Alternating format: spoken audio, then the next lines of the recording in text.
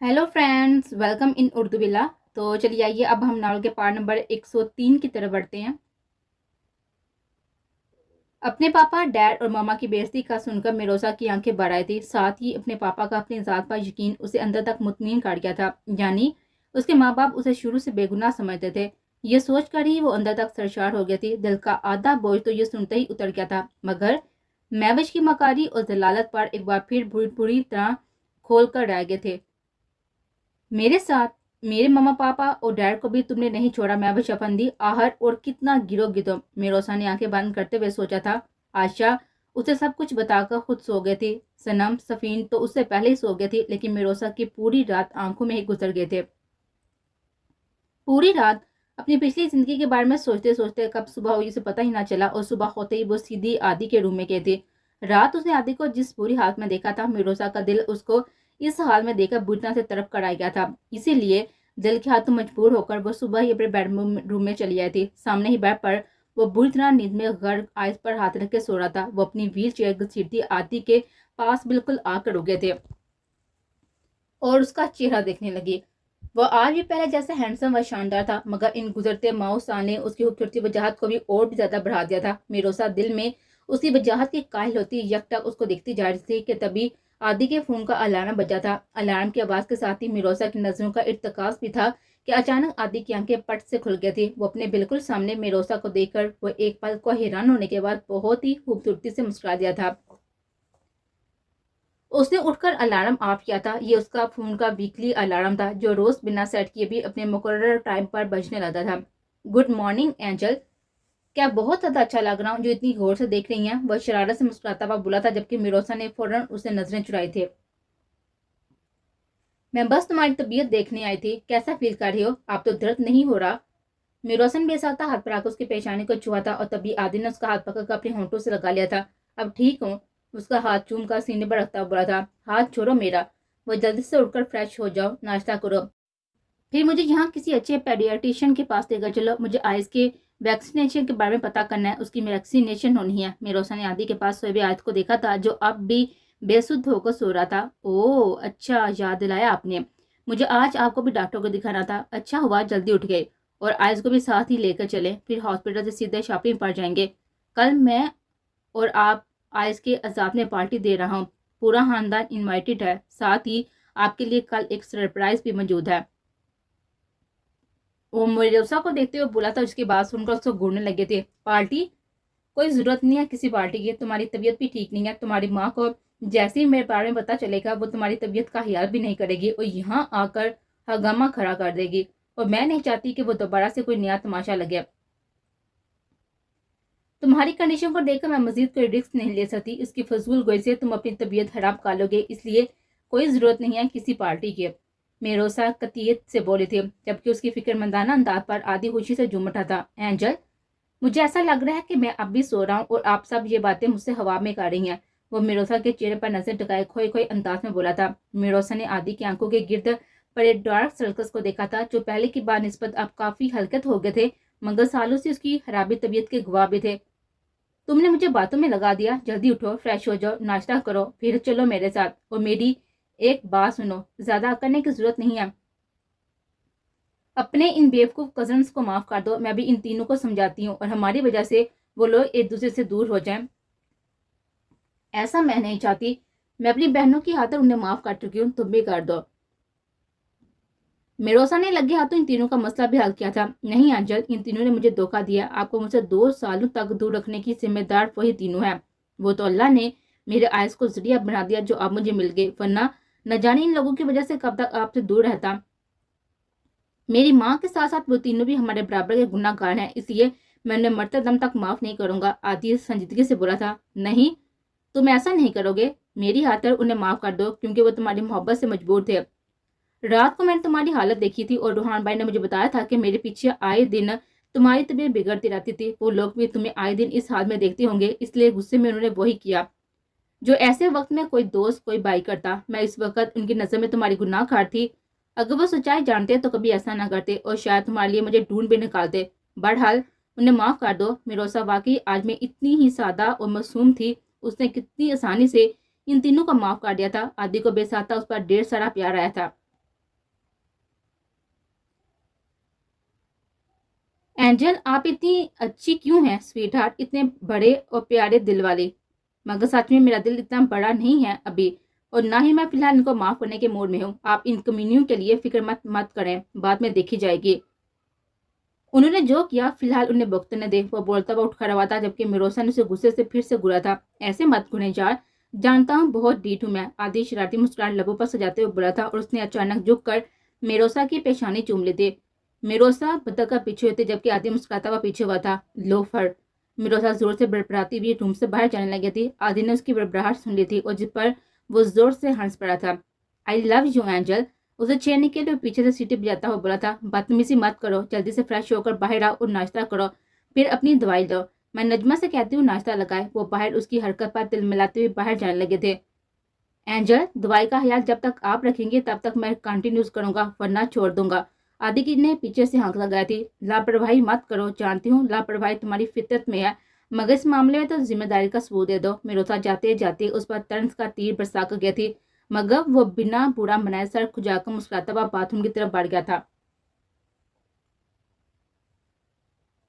وہ فریش ہو کر جب باہر گیا تو میروسا ناشتے کی ٹیبل سیٹ کروا چکی تھی. وہ تینوں بھی آپ جا چکی تھی اور عارفہ انہیں باہر ناشتے کی ٹیبل پر لے آئی تھی. عثمان اب تک سو رہا تھا. محروف، ہم لوگ مراد ہاؤس جا رہے ہیں، آج عثمان بھی ہمارے ساتھ چلا جائے گا. سنم کرسی گھسی کر بیٹھتی ہوئی بولی تھی. صبح اٹھتے ہی عادت کے مطابق اس نے رائکا کو اپنے پہلو میں ٹٹولا تھا، مگر آج اس کی پرنسس اس کے پاس نہیں تھی، اس سے اس کا دل بری طرح سے اداس ہو رہا تھا. تبھی اس کے لہجے کی پسماندگی میروسا نے اچھی طرح محسوس کر لی تھی.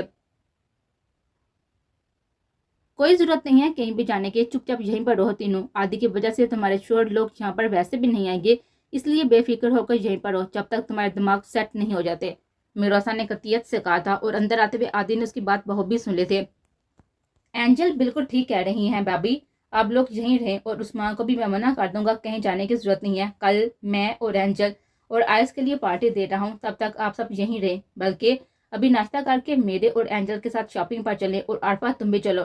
آدھی ماسٹر چیئر پر آ بیٹھا تھا اور خود سے پہلے اپنے پاس بیٹھی میروسا کی پلیٹ میں چیز آملیٹ ڈالا تھا اور ساتھ ہی دودھ کا گلاس بھی بھر کر اس کی پلیٹ کے پاس رکھا تھا. اس کے بعد یہ گلاس بھی ختم کرنا ہے. آدھی کے وارننگ پر اس نے گڑکس کو دیکھا تھا. بالکل نہیں. میروسا کو دوسرے کتنی چیڑ تھی یہ ٹیبل پر بیٹھا ہر بندہ جانتا تھا. نو ڈرامہ اینجل، شرافت سے اسے ختم کرو، آئس بھی اٹھنے والا ہوگا. عارفہ بیٹا ناشتہ کریں اور اپنے چھوٹو کو فٹافٹ لے آئیں، اسے بھی ناشتہ کروا کر تیار کرتے ہیں اور پھر شاپنگ پر چلتے ہیں. اوکے؟ آدھی نے سب کو آرڈر دیا تھا. نہیں بھائی، میرا منہ نہیں ہو رہا، آپ لوگ جائیں. ناشتہ میں فجر کے بعد ہی اماں کے ساتھ کر چکی ہوں اور چھوٹو ایسے نہیں اٹھے گا، ماہی بی بی کی طرح اسے جھنجھوڑنا پڑے گا. میں اسے اٹھا کر لاتی ہوں. عارفہ بولتی ہوئی آئس کو لینے چل گئی تھی. پھر کچھ دیر بعد ہی وہ آئس کو لیے اندر چلی آئی تھی. آئس کو دیکھ کر عائشہ کو اپنا شرارتی اور غصے والا بیٹا یاد آ گیا تھا. پتہ نہیں میرا فرقت کیا کر رہا ہوگا، عائشہ نے بے ساتھ سوچا تھا. آدھی نے جلدی سے اٹھ کر اپنے بیٹے کو عارفہ سے لیا تھا. اس کو چینج وینج کروایا یا جناب ویسے ہی یوں ہی اٹھ کر آ گئے ہیں؟ آدھی نے بیٹے کے گال چومے تھے. میں نے اس کا ڈائپر چینج کر دیا ہے بھائی، اور اس کے گنتی کے دانتوں کو برش بھی کروا دیا. آپ ناشتہ کروا سکتے ہیں. عارفہ شرارت سے بولی تھی. دیکھا میری جان، حالانکہ کیسے سب کے سامنے آپ کی بےزتی کری ہے. چلو آج اپنے پاپا کے ساتھ ہاتھ سے ناشتہ کرو. آدھی بولتا ہوا بوائل ایگ توڑ کر آئس کو کھلانے لگا تھا. آدھی بھائی، آئس سچ مچ بالکل آپ کے جیسا ہے. سفین آئس کو دیکھتے ہوئے بولی تھی جو کہ ہو بہو آدھی کے جیسا تھا. ہاں بھابی، میرا بیٹا بھی مجھ سے ہی ملتا ہے، بلکہ اپنے حمنان اور حسام کی طرح وہ دونوں بھی تو بالکل حالب جیسے ہیں نا. آدھی مسکراتا ہوا بولا تھا جبکہ بیٹوں کے ذکر پر سفین کی آنکھیں بھر آئی تھی. حالانکہ ابھی ان سے دور پہ بس ایک ہی رات ہوئی تھی. اس نے کل جوش میں حالب سے کہہ تو دیا تھا کہ اس کے بیٹے اس کے پاؤں کی زنجیر نہیں ہے، مگر وہ دونوں اس کے دل کے دھڑکن ضرور تھے.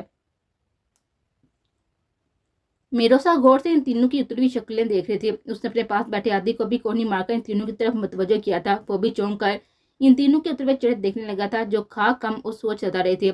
بھابی چلے، پھر آپ لوگ تو تیار ہو جائیں، عارفہ نے تو منع کر دیا. آدھی نے ان تینوں کے اداس چہروں کو دیکھتے ہوئے کہا تھا. نہیں بھائی، آپ لوگ جائیں، ہمیں فی الحال ریسٹ کرنا ہے. سفین نے منع کر دیا تھا اور عائشہ سنم نے بھی اس کی تائید کی تھی. ٹھیک ہے بھابی، آپ ریسٹ کریں، ہم لوگ جلدی آ جائیں گے.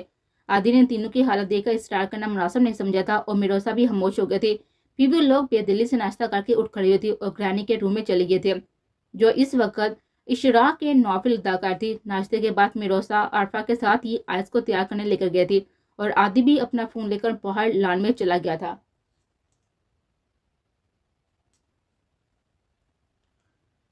हेलो डैड, अस्सलाम वालेकुम। कैसी हैं आप?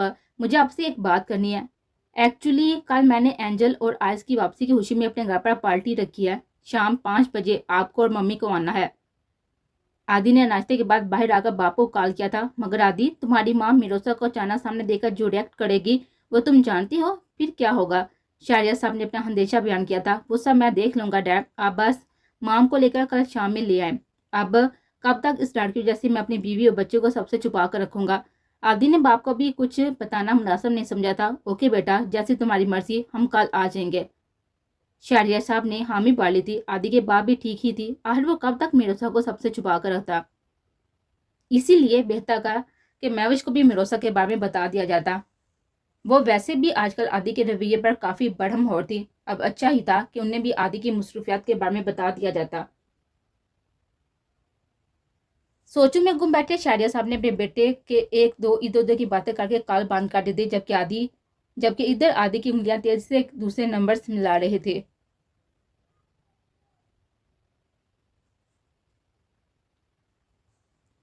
वो मिरोसा और राइस को लेकर सीधा हादी के हॉस्पिटल आया था, मगर हॉस्पिटल से निकलने से पहले उसने पहले 3 जगह बहुत ही जरूरी कॉल्स की थी और कुछ उदास चेहरों पर हंसी लाने के लिए यह करना अशद जरूरी था। हॉस्पिटल पहुंचते ही वह आदि और रोहान के पास गया था, जो उसे साथ ही डॉक्टर कुरैशी के पास चल दिए थे।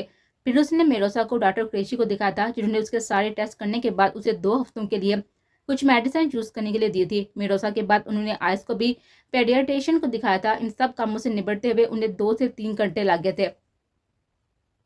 एंजल, आज मैं आपको अपनी पसंद से शॉपिंग करवाऊंगा, एंड प्लीज नो नहरा। आदि ने पहले ही उसे वार्न कर दिया था, जो उसके सहारे चलती हुई हॉस्पिटल से बाहर निकल रही थी। आदि स्विमिंग की वजह से उसे सहारा देकर गाड़ी तक लाया था और एहतियात से उसे फ्रंट सीट पर लाकर बिठाया था, वरना उसे पहले मिरोसा जिद करके पिछली सीट पर बैठी थी। मगर अब आदि ने उसे मौका दिए बिना आइस के साथ ही फ्रंट सीट पर बिठाया था। उसकी व्हील चेयर पीछे ही रखी थी।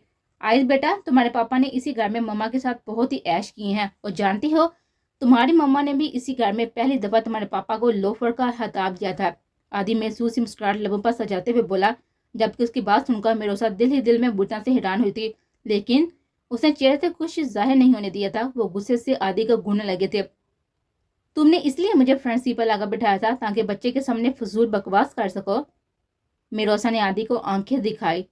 आदि उसकी हमराई में ऐसे ही चौंकने लगा था, जबकि बाप को खुश देखकर आयस भी खुश हो गया था। उसने आदि की तरह खुशी से बेताब होते हुए सामने डैशबोर्ड पर कबर में रखी हुई अपनी फीटो उठाई थी और मिरोसा के मुंह से लगा दी थी, जिस पर मिरोसा ने आयस को घूरा था और आदि बेटे की हरकत पर बेसाता खिलखिला कर हंस दिया था। वाह मेरे शेर, वाकई मुझ पर पड़े हो तुम। माँ को तब पाने का कोई भी मौका नहीं छोड़ते। और एंजल, मेरा बेटा अभी इतना समझदार नहीं हुआ जो आपकी या मेरी प्यार बड़ी बातें सुनकर शर्म से पानी पानी हो जाए। आदि ने झुककर आयस को प्यार किया था। वैसे आपको याद है एंजल, जब हम शादी के बाद पहली बार इसी घर में शॉपिंग पर गए थे और फिर इसी बुटीक में? आदि ने बात अधूरी छोड़ दी थी और मेरोसा बुटना से तिलमिला कर रह गए थे। तुम नहीं मानोगे, ज्यादा बदतमीजी करोगे ना तो अभी इसी चलती गाड़ी से कूद कर अपनी दूसरी टांग भी तुड़वा लूंगे। मिरोसा ने आदि को नाक खिलाते हुए धमकाया था और एक चप्पत गोद में उछलते हुए बेटे को भी लगाई थी, जो बिला वजह बाप की तरह शोहा हो रहा था। आदि ने उसकी धमकी पर मुस्कुराते हुए छेड़छाड़ बंद करने में ही आपकी समझी थी, क्योंकि मिरोसा के तेवर खतरनाक थे और आइस भी माँ की गुस्सीली नजरों के साथ ही घबराते बिगड़े हुए मूड को देखते हुए अपनी फीडर मुंह में डालकर खामोशी से बाहर देखने लगा था। उसे भी बाप की तरह माँ के इरादे खतरनाक लगे थे। उनकी गाड़ी का रुख अब शहर की मशहूर शॉपिंग मॉल की तरफ था। वो तीनों बच्चों को लेकर घर आए थे, मगर अब बच्चों के साथ अपने अपने घरों की तरफ बढ़ते सद अर्जदा थे। काश हमने इस वक्त गुस्से में अकल से काम लिया होता तो आज ये दिन ना देखना पड़ता। पता नहीं वो लोग कब हमें माफ करेंगे। और आदि, वो तो हम तीनों से बहुत ही ज्यादा गुस्सा हो गया, लेकिन वो भी अपनी जगह बिल्कुल ठीक है। हमारी वजह से वो 2 साल भाभी से दूर रहा था। अगर हम उस दिन मिरोसा भाभी की बात सुन लेते तो आज भाभी और आदि के साथ होते और आयस भी हमारे बच्चों की तरह अपने बाप के साथ तले रहता। वह मासूम बच्चा हमारी वजह से आदि से 2 साल महरूम रहा। रकीम रायगा को सीने से लगाते हुए धीरे धीरे थपक रहा था। वो जावियत हाउस के बाहर रुके थे। हालिब ने अपने दोनों बेटों को अपने सीने से लगाया हुआ था और वहीं भी सोए हुए फरकत को चूमने लगा था, उसका शरारती बेटा जिसकी आंखें बिल्कुल आशा जैसी थी। वो बेटे की शक्ल देखते हुए आशा को याद कर था। आशा ने आज फहीम का मोहब्बत भरा हुआ हाथ सबके सामने ठुकरा दिया था। غلطی میری ہے یار، بھابھی نے سب سے پہلے ہیلپ کے لیے صفین کو فون کیا تھا، ان کی بدنصیبی تھی کہ ان کا فون میں نے اٹھا لیا، پھر اپنے ساتھ تم دونوں کو بھی شامل کر کے عادی کا گناہ گار بنا ڈالا۔ صفین ٹھیک کہتی ہے، میرے غصے نے میری شخصیت کو بگاڑ دیا ہے، کاش جو بات اب میں سمجھ رہا ہوں وہ پہلے سمجھ لیتا تو یہ سب نہ ہوتا۔ غالب نے ضبط سے آنکھیں موڑ دی تھی، یہ اس کی بدعمالیوں کی سزا نہیں تو اور کیا تھی کہ اس کو جان سے زیادہ چاہنے والی وہ لڑکی اس کے اسی غصے کے ہاتھوں دوسری بار بری طرح سے ٹوٹ چکے تھے۔ وہ غالب کے سامنے بھلے ہی غصے کا اظہار کرتی تھی مگر اسے دل و جان سے چاہتی بھی تھی۔ غالب کی من مانیاں، اس کی ضدیں ہنس کر برداشت کر جاتی تھی، اس کے غصے سے اتنا ڈرتی تھی کہ اس کی اقتدار پر ڈر سے اچھل جاتی تھی۔ اس کی ڈری سہمی سی صفین آج اس کے عمل سے اتنی دل برداشتہ ہوئی تھی کہ اس نے سب کے سامنے غالب کے منہ پر تھپڑ مار دیا تھا۔ وہ اپنی ذات پر کیا گیا اتنا بڑا ظلم خاموشی سے برداشت کر گئی تھی، مگر آج شوہر کے ہاتھوں بہن کے ساتھ کی گئی زیادتی پر وہ تڑپ اٹھی تھی۔ آج واقعی ہی غالب اس کی نظروں سے بٹن سے گر گیا تھا۔ ایسا مت کہو، شاید تیری جگہ میں ہوتا تو وہ میں بھی یہی کرتا۔ تیری غلطی نہیں ہے، غلطی ان سارے حالات کی ہے جنہوں نے ہمیں اس موڑ پر لا کر کھڑا کیا ہے۔ بہرحال اب ان سب باتوں کو چھوڑو، چلتی ہیں سونے، بچے بھی پریشان ہو رہے ہیں، دعا کرو کہ رات کو یہ سکون سے سوتے رہے، بیچ میں اپنی ماں کے لیے اٹھے نہیں، ورنہ میرے بیٹے کے ساتھ میرے تعلقات تو تم جانتے ہی ہو، ذرا سی بات پر اتنا وائلڈ ہو جاتا ہے کہ میرا سر کھولنے سے بھی گریز نہیں کرتا۔ جو ہتھیار ہاتھ آتا ہے اسی سے حملہ کر دیتا ہے۔ اس آفت کی پڑیا کو آشا ہی ہینڈل کرتی ہے۔ فہیم نے اپنی گود میں بے چین ہوتے ہوئے فرقت کو محبت سے دیکھا تھا۔ اس کی بات پر وہ دونوں بھی مسکراتے ہوئے اپنے اپنے گھروں کی طرف بڑھ گئے تھے۔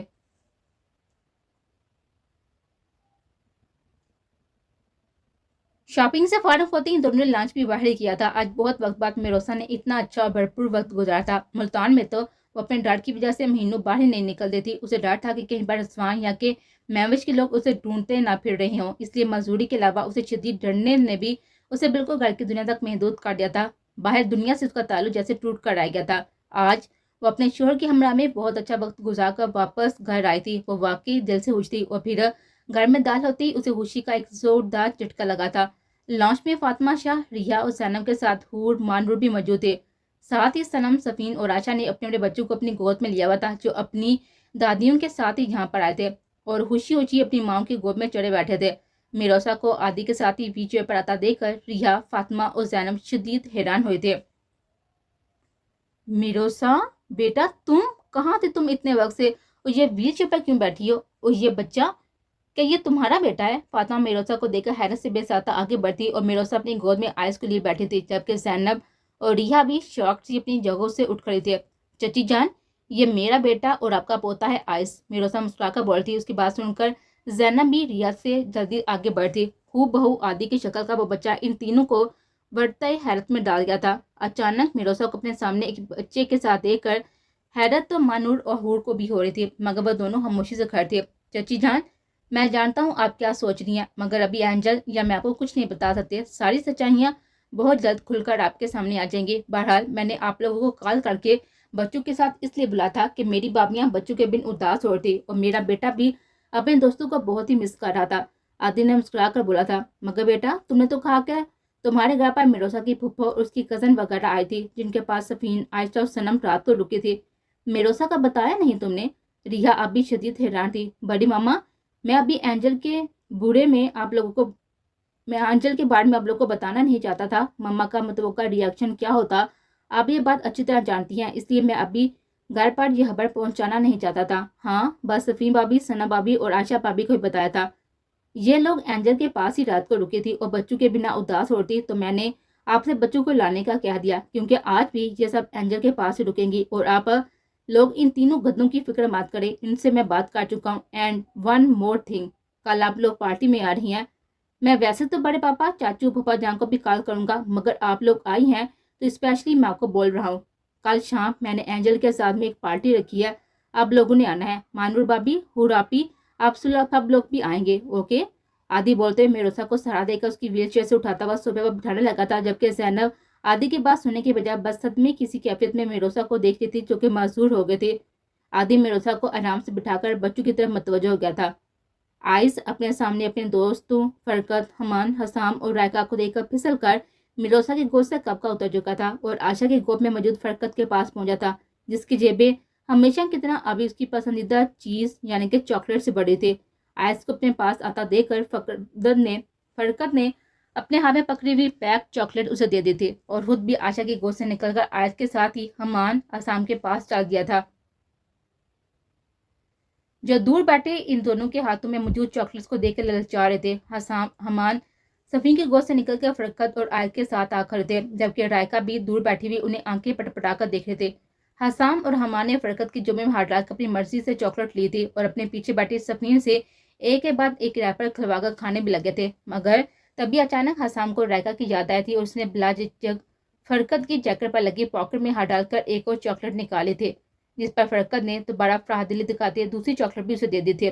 حسام حالب کا سر چبا بیٹا تھا، جو کہ رائکا کے سوا زیادہ تر کسی کو ہاتھ میں نہیں لاتا تھا۔ اب بھی وہ دھیرے دھیرے چلتا ہوا رائکا کے پاس گیا تھا اور دونوں چاکلیٹس رائکا کے ہاتھ میں تھما دی تھی۔ رائکا حسام کے ہاتھ سے چاکلیٹ چپڑ کر زور سے کھلکھلائی تھی اور آدھی حیران سے بیٹھا ان چاروں ننھے فرشتوں کی حکمت عملی دیکھ رہا تھا، کس سمجھداری اور اتحاد کے ساتھ وہ اپنا کام کر رہے تھے۔ پھر ایک ساتھ چاروں ایک دوسرے کے ساتھ ہی آگے بڑھتے اور رائکا بھی دھیرے دھیرے چلتی ان کے پیچھے جانے لگی تھی۔